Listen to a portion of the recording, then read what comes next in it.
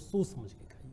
ठीक है, तो खाना जो है वो लोगों को सोच समझ के खाना पड़ेगा, क्योंकि उन्हें अगर फ्यूचर प्लानिंग अपनी अच्छी करनी है। तो दूसरी बात यहाँ पे ये भी है कि खान पान को हम अगर साइड में रखते हैं, यूट्रस जो है, जो एक महिला का जो गर्भाशय है, उसे हेल्दी कैसे रखा जा सकता है ताकि वो कंसीविंग जो उनकी एक प्रक्रिया होती है वो अच्छे से हो सके। देखिए, कुछ का तो कुछ भी खाइए आप, कंसीविंग बहुत अच्छी होती है। हाँ, बहुत ज़्यादा वज़न का होना, तो बहुत ज़्यादा वज़न नहीं होना चाहिए। ज़्यादा लंबे समय तक इनफर्टिलिटी, मतलब बच्चा वही जैसे मैंने बताया 25 से लेकर 30 साल के बीच में आप कर लेना चाहिए।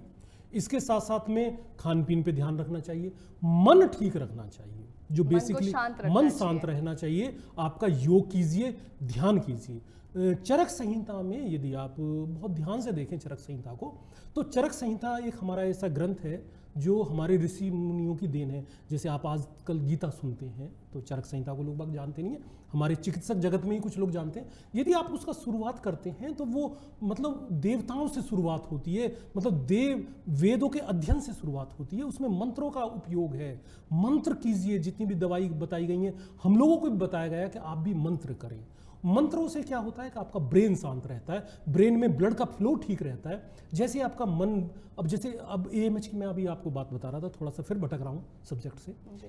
जितने भी हार्मोन्स निकलते हैं वो डक्टलेस होते हैं, मतलब उसको कोई कंट्रोल नहीं करता। जितने भी आप हार्मोन्स, थायराइड हार्मोन्स, जितने भी आप हार्मोन्स, कोई टेस्टोस्टेरोन हार्मोन कह दिया, किसी ने प्रोजेस्टेरोन हार्मोन्स कह दिया, सारे डक्टलेस होते हैं। मतलब वहाँ कोई उस पर ऐसी कोई वो नहीं होती, वो वहीं मतलब निकलेंगे। जैसे आजकल हमारे फ़ोन हैं तो तार नहीं होते उसमें, कॉर्डलेस, मतलब तरंगों से चल रही।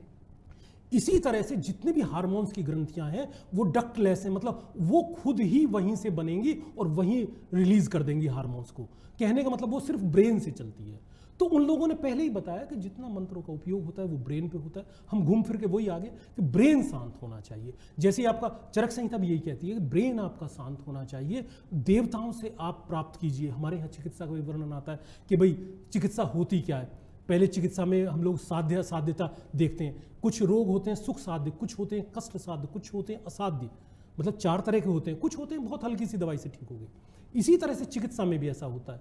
अब जैसे हम लोग आईवीएफ की अभी बात कर रहे थे तो हमने बताया 30%। आखिर क्यों? जब बच्चा बना के रख दिया फिर तो 100% होना चाहिए। पेशेंट यही सोच के आता है कि मैंने अभी 1.5 से 2 लाख रुपए खर्च किए, बच्चा मेरे हो जाएगा, पर फिर भी संभव नहीं है। वजह क्या है कि वो असाध्य है। असाध्य का मतलब यूट्रस काम ही नहीं करेगा। जब आपका यूट्रस काम ही नहीं करेगा तो बच्चा कहाँ से होगा? तो यही सब कुछ हम लोग डिस्कशन करें, मतलब डॉक्टर के साथ बैठ के कि करना क्या है।